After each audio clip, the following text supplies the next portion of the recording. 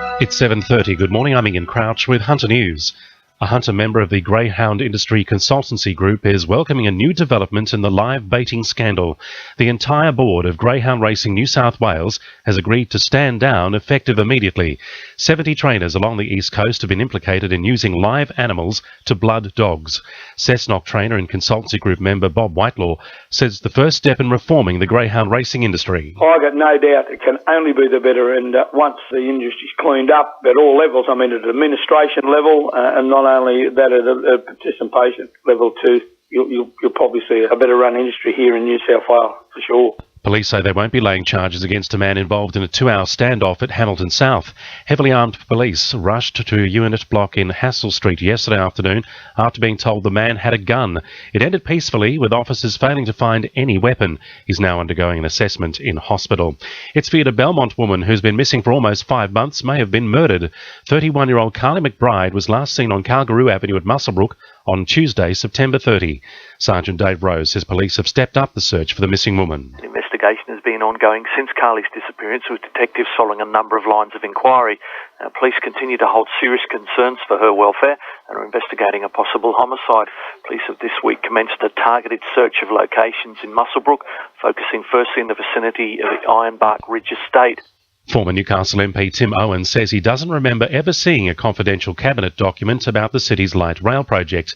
Current Labor MP Tim Crackenthorpe claims he found the document in the back of a filing cabinet after moving into Mr Owen's office late last year. Tim Owen has told the Herald all documents in his office would have been shredded when he resigned, in accordance with parliamentary guidelines for closing an MP's office. Newcastle action group Save Our Cultural Institutions have set out to bring plans for the redevelopment of the city's art gallery back into the public's focus. One of the architects behind the centre's redevelopment has dismissed former Lord Mayor Jeff McCloy's view the project was too expensive, citing few issues with the current plans. Former chairman of Newcastle Art Gallery, Robert Henderson, says he's confident a redevelopment of the gallery will soon be in the works. McCloy administration made it very difficult for us to get it up and running again, but certainly it seems like there is some political will. There's a bipartisan approach, we hope.